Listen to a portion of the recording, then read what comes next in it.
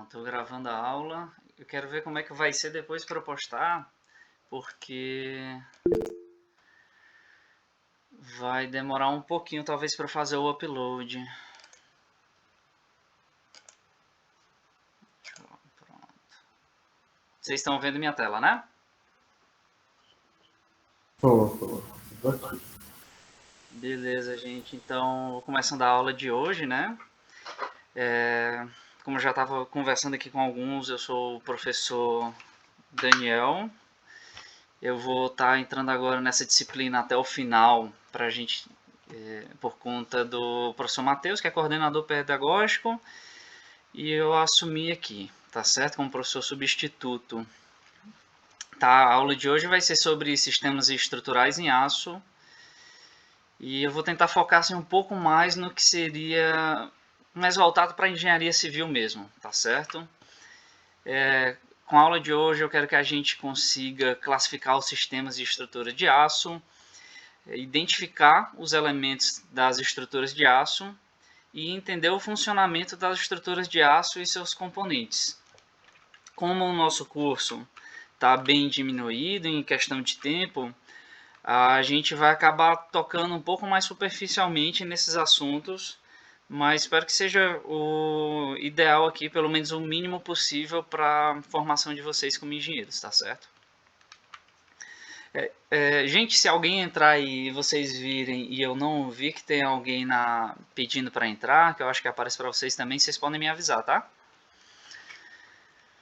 Tá, então essa aula eu dividi em três partes. A primeira parte que eu chamei de sistemas estruturais em aço, que eu vou falar um pouquinho sobre os elementos e a classificação dos sistemas.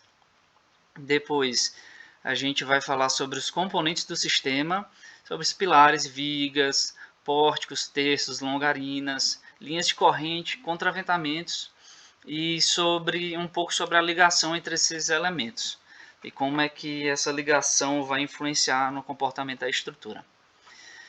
Por último, a gente vai ter uma última parte falando sobre, mostrando aqui algumas aplicações desses sistemas em obras, em mezaninos, galpões e edificações. Ok? Primeiramente, né, quando a gente fala na estrutura de aço, né, um projeto de estrutura metálica, a gente tem basicamente dois tipos de elementos, né? As hastes, ou que também são chamadas de barras, que é o que a gente está acostumado a ver como as vigas, pilares, e os elementos de placas ou chapas, que eles basicamente vão receber as cargas de maneira que ortogonal ao plano delas, né? Em geral, que seriam as lajes, os pisos, as cobertas, ok? Deixa eu permitir aqui. Certo. Os elementos de hastes ou barras, então, eles vão ser classificados de acordo com os esforços a que eles estão sujeitos, né? As vigas, por exemplo, como a gente está acostumado até nas estruturas de concreto, que vocês já devem ter estudado, elas vão receber cargas que vão estar atuando sempre quase sempre ortogonais, né, gerando um momento fletor e cortante na viga. Enquanto que as colunas ou escoras, né, que são os nossos pilares, eles vão estar recebendo principalmente esforços axiais, esforços que vão estar atuando no próprio eixo deles. Os tirantes também vão receber esforços axiais, só que via de regra eles trabalham com esforços de tração, que é o que a gente vai ver um pouquinho mais à frente, vai ver até que é o recomendável que esses tirantes eles realmente estejam sempre trabalhando apenas a tração mesmo. E nós temos os eixos, que vão ser elementos lineares também, mas que vão receber rotação. Mas essa parte aqui dos eixos, ela está mais ligada mesmo à engenharia mecânica, quando a gente vê eixos de rotação, eixos de motores, ok? aqui é o que aqui é o que eu estava falando, ó. No A, esse primeiro aqui de cima, nós temos, por exemplo, os tirantes, em que o elemento ele vai estar sofrendo um carregamento aqui axial e gerando uma tração nele. Em B, nós vamos ter uma coluna que, na verdade, a carga P ela vai estar comprimindo, principalmente, e vai estar gerando uma compressão aqui na estrutura. As vigas aqui em C, que vão estar sujeitas a momento fletor e cortante, aqueles diagramazinhos que a gente já está acostumado, e o eixo de torção, que é aquele que é mais utilizado mesmo em equipamentos, e que na engenharia civil, mesmo nas edificações, isso aqui é até um pouco raro a gente ver isso aqui. Talvez vocês encontrem alguma aplicação mais específica, mas realmente não é usual. Esses elementos, então, eles vão ser classificados de maneiras diferentes de acordo com o posicionamento deles na estrutura, onde é que eles estão atuando, a função deles. Por exemplo, eles podem ser elementos de contraventamento, podem ser de linhas de corrente, podem ser terças, longarinas, contraventamento, vigas, pilares. Isso aqui a gente vai vendo mais para frente.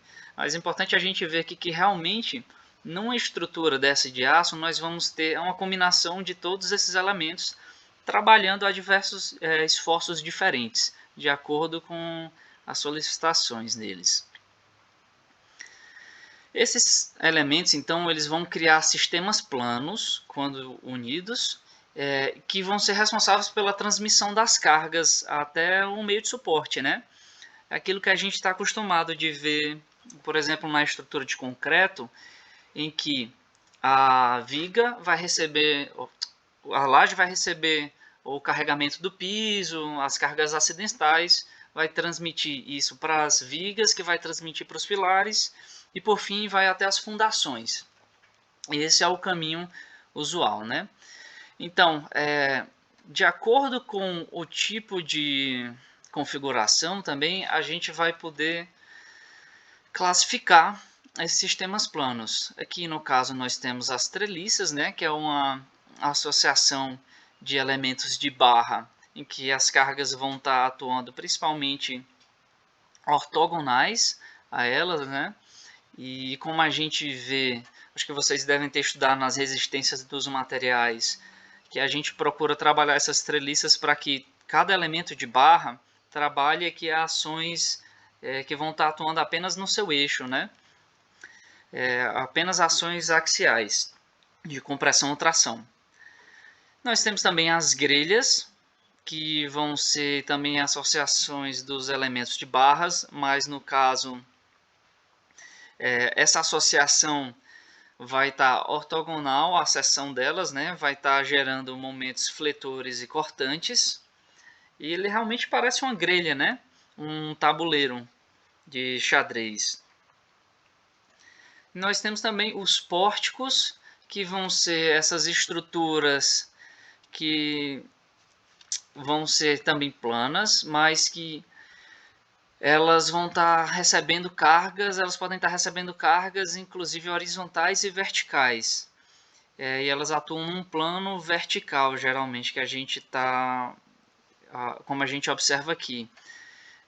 No geral, o que a gente vê é que essas estruturas de pórticos são seções das estruturas metálicas no geral. Se nós imaginarmos um prédio, né, aqui seria como se nós tivéssemos uma seção do prédio, imaginando, vendo só as vigas e pilares. Então, a gente vai ver que as estruturas, né, as edificações no geral vão ser associações de vários pórticos, tá? E a partir da configuração desses sistemas estruturais, a gente pode classificá-los também. Quanto à forma, a gente vai ter, por exemplo, as coberturas planas ou horizontais, que são as cobertas em que a gente está mais acostumado a ver, né? que é aquela com 2 águas, uma água. As coberturas circulares, que tem esse formato de arco, que é muito comum em ginásios, né? Temos as coberturas em sheds, cuja diferença da cobertura plana é só realmente essa associação que parece uns degraus, né? Esses triângulos aqui formando. E cada uma delas, como a gente vai ver, tem um motivo especial, né? Cada uma delas tem uma funcionalidade melhor, tem um motivo de existir, devido à ventilação, devido à iluminação, ou mesmo por questões econômicas. Quanto ao sistema portante, a gente pode classificar também os pórticos como pórtico simples, que era aquilo que a gente estava vendo como se fosse apenas uma seção do edifício. Nós vamos ter apenas uma linha de pilar, 2 linhas de pilares, né, e a coberta. Pórticos múltiplos, em que nós vamos ter várias linhas de pilares na seção, e juntando várias cobertas, né, várias águas. E pórticos principais e anexos, que seriam na verdade como se nós tivéssemos 2 estruturas, só que elas estão coladas uma na outra e vão funcionar como uma coisa só, porque esses telhados menores, por exemplo, eles podem estar apoiados aqui nesses pilares. Nós temos também as estruturas estaiadas, que a gente está até mais acostumado em ver isso nas pontes. Por exemplo, as pontes estaiadas, em que a gente tem um grande pilar e as vigas são sustentadas por meio de cabos, de tirantes, né? Esses tirantes podem ser cabos, podem ser peças rígidas também, que vão trabalhar aqui com esforço axial. Temos os sistemas propriamente dito em cabos, em que a estrutura toda da coberta estaria apoiada e suportada por meio de cabos. Assim como nós temos também as estruturas espaciais, que são estruturas mais complexas em 3D, em que a gente basicamente não consegue separar a análise em pórticos planos, porque as cargas realmente vão estar atuando em cada nó, elas vão estar atuando não só no plano, mas realmente em 3D, como a gente pode ver aqui. Ó, cada nó desse ele vai estar recebendo barras em diversas direções diferentes. Por isso que essa estrutura é mais complexa e deve ser analisada em 3D. Mas para que a gente tem tantos sistemas desses, né? Para que a gente tem tantas configurações? Então, a gente vai acabar escolhendo a configuração do sistema em relação a vários fatores. Aqui eu listei alguns que eu considero talvez os mais importantes, que seriam, por exemplo, os fatores econômicos, porque a gente vai, como engenheiros, nós temos que analisar tecnicamente e economicamente se aquela alternativa é viável, e muitas vezes um bom projeto de engenharia ele sai de um estudo de 2 ou 3 alternativas diferentes para ver qual é aquela que é economicamente mais viável. Nós temos que avaliar também fatores logísticos. Quando eu falo em logísticos, eu falo de disponibilidade dos materiais no local, porque não adianta a gente querer fazer um projeto de estrutura de aço, por exemplo, com perfis de aço que a gente não consegue encontrar na localidade. Fazer, por exemplo, você vai no interior lá do Nordeste e vai querer fazer uma estrutura de aço muito complexa. Às vezes você nem consegue material para isso. Às vezes você não consegue trabalhar com essas peças, né? Que é a possibilidade de trabalho com as peças. Você não tem mão de obra capacitada para isso, ou então fica muito caro você levar essa mão de obra. E quando eu falo na possibilidade de trabalho com as peças também, a gente tem que pensar nas dimensões do canteiro. Eu já peguei obra, por exemplo, em que a gente precisava fazer uma estrutura do mezanino e a gente não tinha como entrar com as peças dentro da edificação em que esse mezanino ia ser feito. Então isso tem que ser muito bem pensado. Se no final das contas a gente acabou conseguindo, a gente teve que quebrar uma parede para fazer, mas isso é bem importante de ser pensado antes de se conceber o projeto também. A gente tem também fatores estéticos que vão estar mais ligados aqui à arquitetura, que dependendo do tipo de obra, se for um mezanino, se for uma edificação, aí esse tipo de sistema vai ser escolhido, por exemplo, para ginásios. Às vezes tem arquiteto que quer fazer aquele negócio mais bonito, ou então para uma fachada de um edifício colocar uma treliça espacial, algo assim, que no geral é mais estético do que é mais uma escolha estética do que funcional às vezes. Assim como a gente tem que avaliar também fatores tecnológicos de desempenho dos materiais, né? Desempenho mecânico, térmico, funcional, que isso aqui também vai estar ligado à concepção do projeto, ok?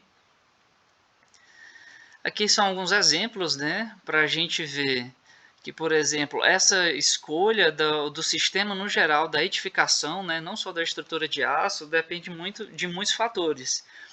Aqui nesse primeiro da esquerda, a gente tem uma estrutura de concreto, né, pelo visto parece um concreto pré-moldado, com uma coberta. Pode ter sido uma alternativa mais viável nesse caso, né, economicamente, por ser mais simples, por não ter uma mão de obra tão qualificada. Enquanto que aqui à direita a gente tem uma coberta em arco, que ela é muito utilizada, né,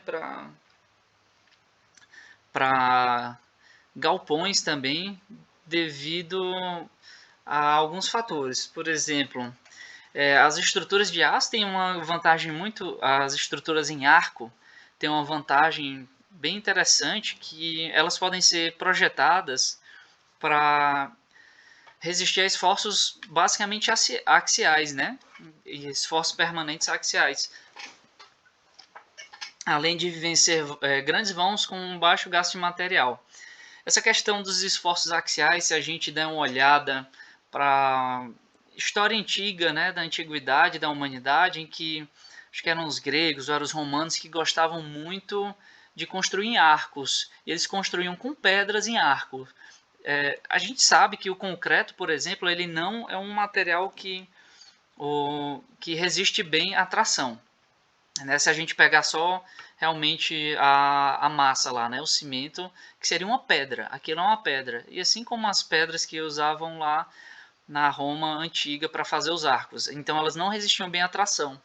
Com isso eles começaram a estudar os arcos justamente para evitar esses esforços de tração.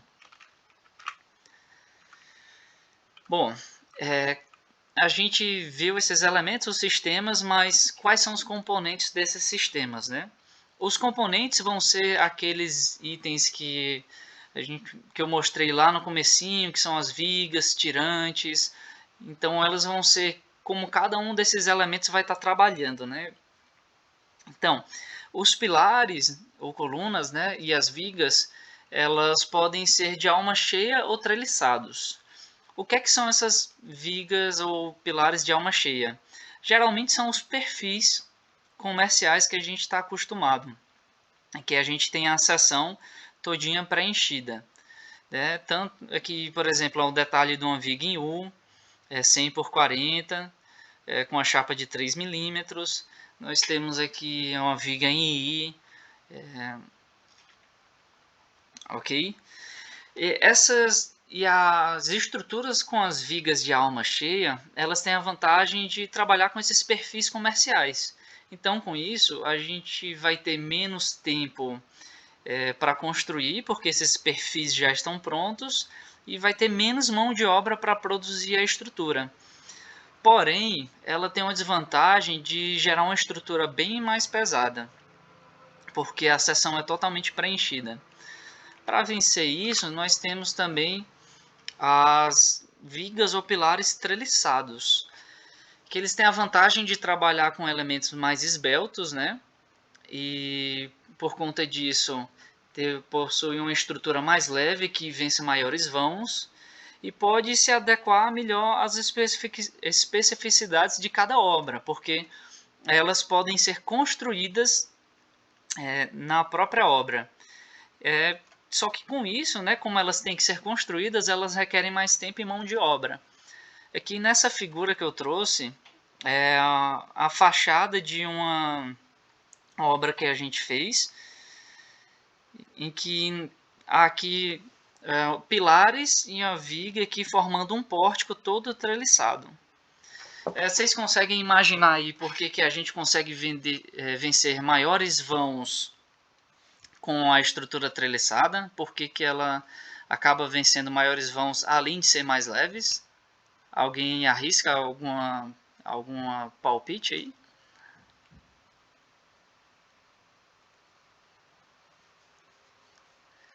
Ok, então a gente consegue vencer os vãos também maiores porque se a gente prestar atenção, além dela ser mais leve, como a seção dela é maior, a gente tem as massas mais espalhadas em relação ao centro de massa, ao centroide da peça.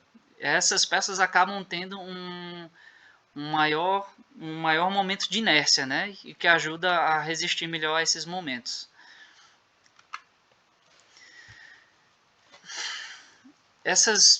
Então eu trouxe aqui também para a gente começar a ver um pouquinho do dimensionamento, né? Um pré-dimensionamento na hora de conceber os projetos de estruturas de aço, quanto às pilares e vigas de alma cheia. Esse aqui são alguns numerozinhos mágicos que a gente joga lá de acordo com as necessidades do projeto, né? Para depois verificar. Isso aqui não quer dizer que a viga ou pilar projetado com isso vai estar funcionando. É realmente aquele ponto de partida para se começar a analisar o projeto. Aqui nos pilares, a gente vai ter que essa altura aqui para a alma cheia, ela vai estar entre H sobre 30, né, sendo a H o comprimento livre do pilar, que vocês já devem ter visto em relação ao comprimento de flambagem e outras disciplinas, talvez, eu acho que sim, né? E H sobre 20. Então, esse D, essa altura aqui do pilar, ela vai estar entre a altura livre de flambagem de 30 a 20. Quanto para a viga de alma cheia, a gente vai ter aqui que a altura da viga vai estar entre o vão sobre 50 e vão sobre 70. E é recomendado para as vigas de coberta, por exemplo, que essa inclinação do telhado seja de 5 a 15 graus. Alguém saberia falar o porquê?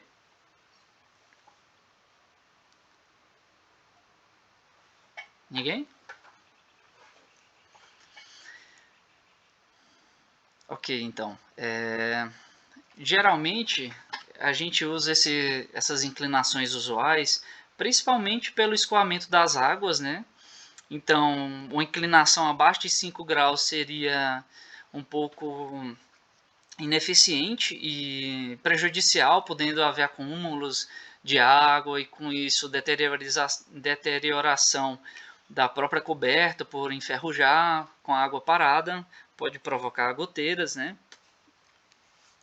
E os 15 graus também ele vai estar refletindo a eficiência. Não é muito eficiente eu ter uma estrutura de aço com inclinação tão grande, porque aí as seções não vão estar resistindo aos esforços da maneira que a gente está querendo. Vai funcionar um pouco diferente.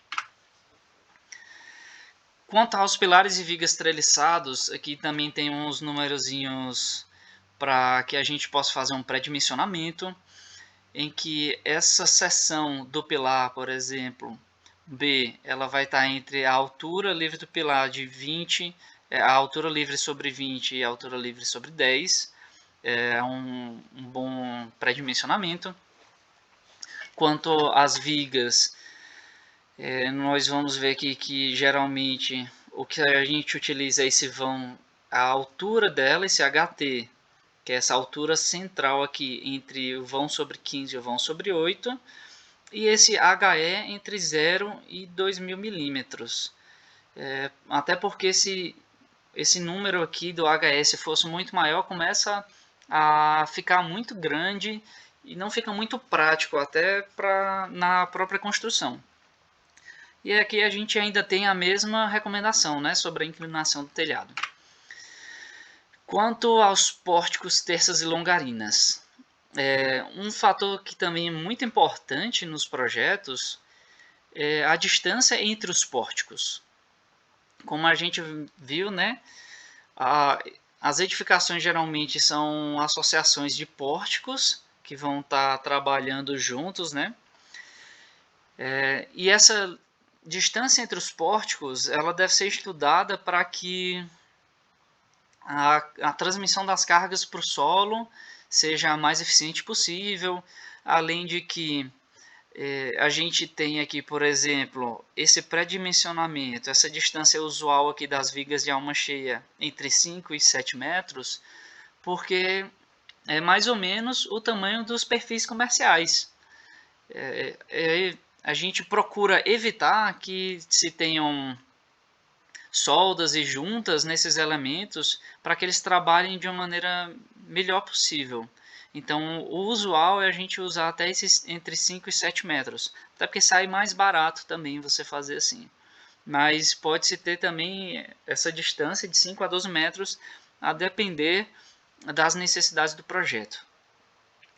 Quanto às terças, nós temos também uma recomendação de que elas fiquem afastadas entre si entre 1.500 milímetros e 2.500 milímetros, que seriam valores usuais. Isso principalmente por conta do comprimento das telhas. Os comprimentos mais comerciais de telhas, para que elas resistam melhores aos esforços.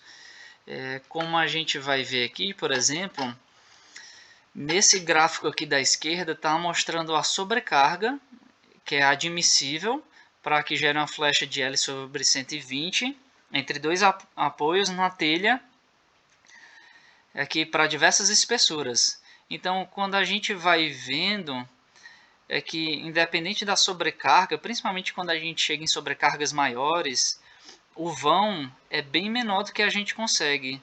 Ou seja, para 2 metros a gente já tem um máximo aqui, né? Ok, deixa eu ver aqui. As terças também elas vão ser pré-dimensionadas. A gente vai dimensionar, assim como a gente fez com as vigas, nós vamos ter aqui também uma altura das terças, que elas podem ser de alma cheia ou treliçada. E tem aqui as recomendações. A altura do elemento, né, vai estar entre L sobre 40 e L sobre 60, onde L é a distância entre os apoios, né, que vai ser o vão, ou treliçada de L sobre 10 e entre L sobre 15. As longarinas, por sua vez, são essas peças horizontais que estão atuando aqui nas paredes. Ok? Isso aqui, principalmente quando é utilizado um fechamento de galpão, também com telhas. Essas longarinas então vão trabalhar de maneira bem semelhante às terças, né, de forma que elas estão recebendo a telha também. Porém, elas vão estar sujeitas aos esforços gravitacionais do peso próprio e sobrecargas, além dessas ações devido ao vento em outra direção. E por conta disso, elas acabam trabalhando às vezes sobre flexão composta. Ok? As linhas de corrente.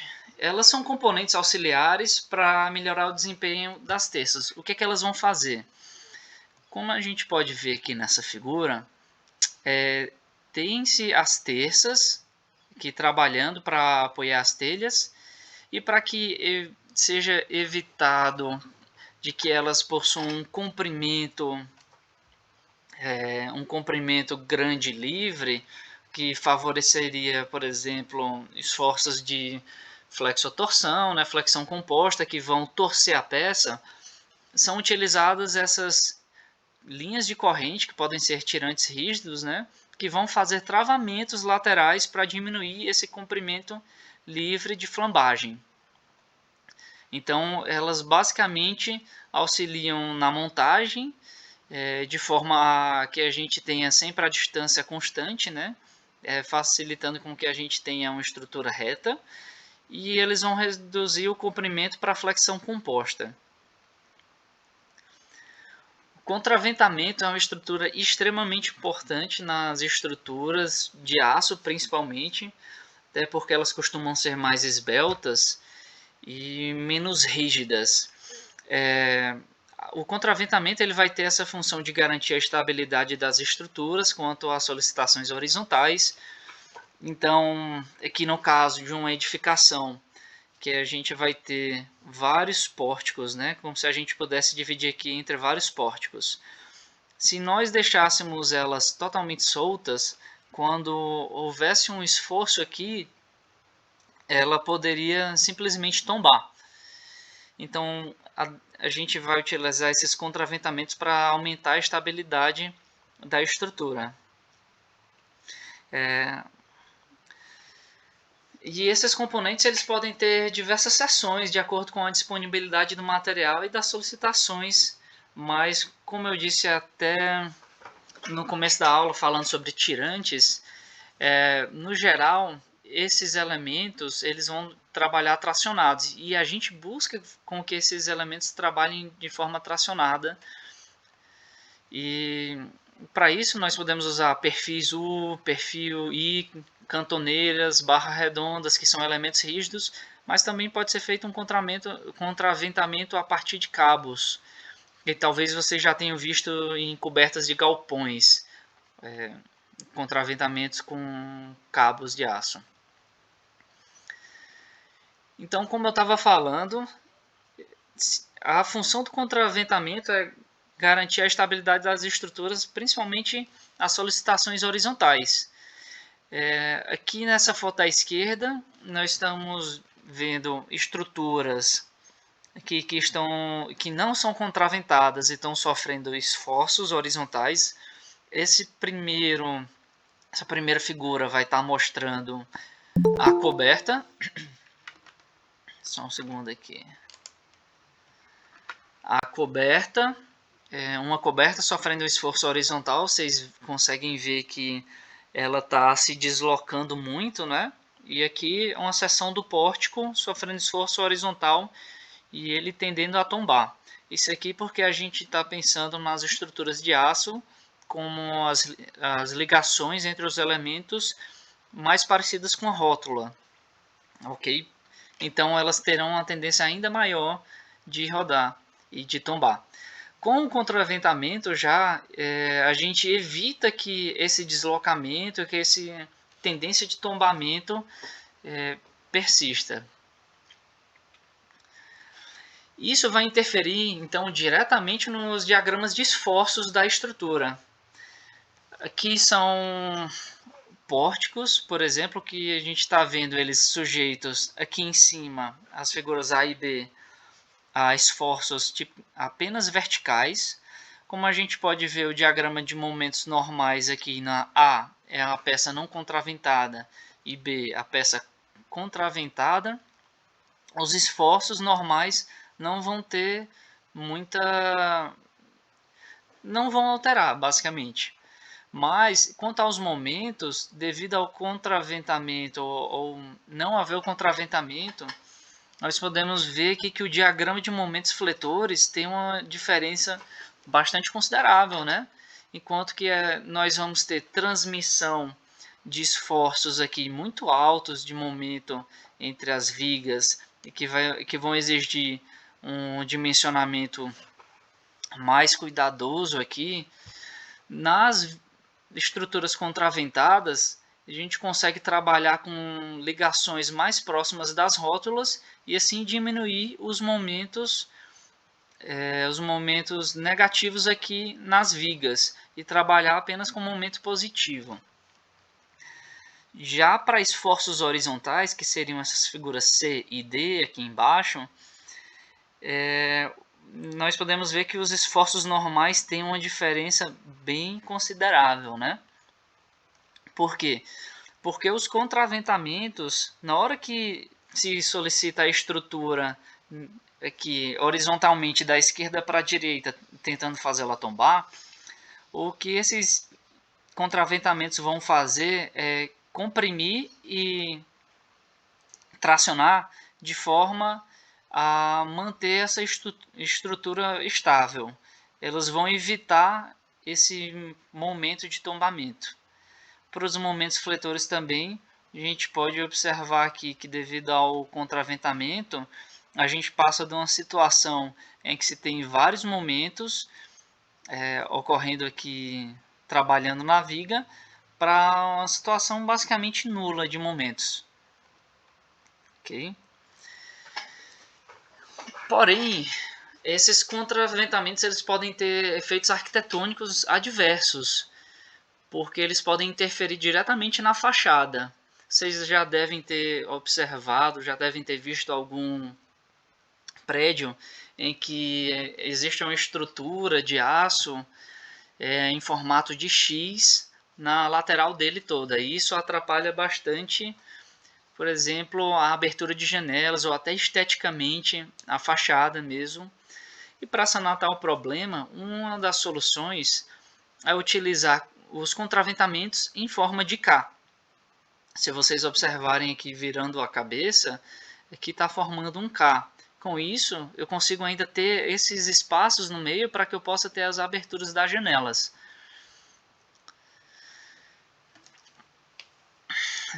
Como eu comentei um pouco antes, né, um fator importante também desses sistemas estruturais é a ligação entre os elementos, em que a gente tinha ligações mais próximas da rótula ou ligações que podem ser rígidas. Isso vai influenciar também, assim como o contraventamento, diretamente nos diagramas de momento fletor e de esforço normal da estrutura. Por quê? Vocês devem ter estudado, com certeza, nas disciplinas de resistência dos materiais, sobre justamente os engastes. Então, quando a gente tem um engaste, considerando aqui que seria uma ligação perfeitamente rígida, então isso aqui está perfeitamente engastado. Quando nós aplicamos um esforço aqui de momento, nós vamos ter uma transmissão de momento para essa outra peça, essa peça vertical. Com isso, nós vamos ter uma deflexão sendo gerada em todos os elementos aqui que chegam nesse nó. Além de que nós vamos ter um momento diferente de zero aqui nesse nó. Enquanto que nas ligações rotuladas, a gente já tem que essa transmissão de momento ela vai ser nula, né? Porque esse elemento pode girar livremente em torno desse nó. Então, não havendo a transmissão de momento aqui para essa viga. Isso vai ter aquele impacto que é essencial no cálculo dos esforços das estruturas, quando a gente estiver dimensionando. E conforme a gente vai ver, essas ligações, a gente não possui ligações perfeitamente rígidas ou perfeitamente rotuladas. O que a gente possui, então, são ligações que vão estar mais próximas da rótula ideal, aqui, que são ligações mais simples, em que você não tem tantos travamentos, até ligações com bastantes travamentos, com chapa na viga, chapa vertical, horizontal, bastantes parafusos que vão travar o máximo possível esse movimento, fazendo essa transmissão de esforços. Aqui, por sinal, eu trouxe um exemplo aqui do que seria uma ligação rígida, e dá para a gente ver bem claramente que essas duas vigas aqui, eu tenho uma viga chegando, essa seção da viga aqui, ó, o perfil W460 por 97, um perfil bem robusto, chegando nessa outro perfil aqui, com a ligação com chapa na horizontal, chapa na vertical, tem 8 parafusos em cada sentido aqui, além de parafuso na base também, além de parafuso da alma. Então, dá para perceber que essa ligação aqui vai trabalhar como uma ligação rígida. E isso aí a gente vai vendo e vai observando basicamente como a estrutura vai trabalhando, de acordo com os esforços. Ok? Por fim, eu trouxe aqui alguns exemplos da aplicação desses sistemas nas obras, né? Só para a gente ter um pouco mais de noção. Uma aplicação bastante comum seriam mezaninos industriais, em que a gente vai ter essa grelha formada de vigas, né, e pilares, em que basicamente os esforços atuantes vão ser os esforços de piso, que é realmente aquela concepção de grelha que a gente tinha observado. Os pisos podem ser de diversas maneiras diferentes, como eu vou mostrar no próximo slide. E aqui a gente tem, por exemplo, um mezanino residencial também, que a depender da arquitetura são opções aí basicamente estéticas, mas que mostra que as estruturas metálicas, né, os mezaninos metálicos, eles podem ser utilizados nas diversas obras, não só em obras industriais ou obras de grandes edificações. E a gente pode até conseguir efeitos esteticamente bastante agradáveis com as estruturas metálicas, né? Então, nos mezaninos metálicos, eu queria mostrar também aqui para vocês essa questão dos pisos diferentes. Uma das coisas que eu vi muito já trabalhando em fazendo mezaninos, principalmente industriais, era a utilização desses painéis mother wall e de painel wall, que são essas placas que são sobrepostas e são fixadas na estrutura aqui, que eles vão trabalhar com uma laje. Elas podem, por sinal, trabalhar sem necessidade de colocar um revestimento em cima, assim como você pode fazer um revestimento aqui em cima. Temos também aqui o piso em steel deck, em que a gente tem essas formas metálicas aqui que vão se unir, vão fazer parte da estrutura com esses parafusos aqui, esses pregos, né, que são chamados de studs, para dar uma melhor fixação aqui da armadura e joga um concreto em cima para fazer uma laje.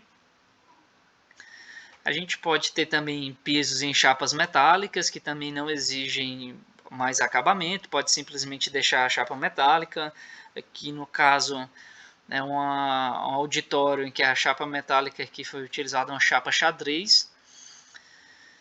Nós temos os galpões metálicos, que podem ser, aqui é um exemplo daquele galpão metálico com a forma horizontal, né? Com a forma de coberta plana, de duas águas, com contraventamentos, longarinas. Aqui é uma coberta em shed. Um galpão aqui seria um ginásio com estrutura em arco. Para edificações nós temos também diversas possibilidades. Esse prédio aqui, por exemplo, é um prédio com estrutura de aço. Ele na verdade é uma estrutura mista. Na parte, acho que são 6 primeiros andares são estrutura de concreto. E depois foi feita uma gaiola de aço para suportar toda essa estrutura. E esse vão aqui, que é um vão até grande, acho que de 30 metros de estrutura metálica. Inclusive com contraventamentos, mas aqui nessa foto não dá para ver. Então a gente tem diversas possibilidades, né? E edifícios até altos. Nós temos também a possibilidade do steel frame, que é uma tecnologia que é bastante utilizada principalmente nos países norte-americanos, ali Estados Unidos, Canadá, apesar de que aqui no Brasil a gente acaba não usando muito porque não tem muita mão de obra especializada, às vezes sai um pouco mais caro, mas o que a gente pode ver é que ela é um tipo de metodologia também bastante interessante, que é uma metodologia racional, em que os esforços são aqui, as peças são todas projetadas para que a gente tenha o melhor aproveitamento de material possível. E aqui como é que ele ficou? Isso é uma casa com um projeto lá que foi feito lá pela construtora que eu trabalhei, ok? Aqui eu trouxe um extra para vocês lerem depois, para quem se interessar, falando um pouco mais sobre o steel frame, falando aqui sobre realmente um pouquinho do que ele é, principais características, vantagens. Isso aqui vocês leem depois. As desvantagens também. E eu gostaria de saber se vocês têm alguma dúvida aqui sobre a aula de hoje, que ninguém falou nada. Eu fiquei até achando que a ligação tinha caído. É assim mesmo. O pessoal é muito calado mesmo, né? Sim. Tá certo. Se vocês tiverem alguma dúvida, também vocês podem marcar lá o horário de atendimento, né? Como eu mandei lá no e-mail. Para essa parte aqui que a gente viu hoje, vocês podem dar uma lida lá no livro que o professor Matheus já tinha passado para vocês. Nas páginas 25 a 34 ele vai estar discutindo sobre esses assuntos também, ok? E aqui são umas referências aqui sobre steel framing também, se vocês quiserem ler, são esses links. Vocês podem pegar, eu vou disponibilizar esse material lá no Moodle para vocês. E é isso, pessoal, por hoje. Cadê aqui? Deixa eu voltar. Deixa eu parar a gravação.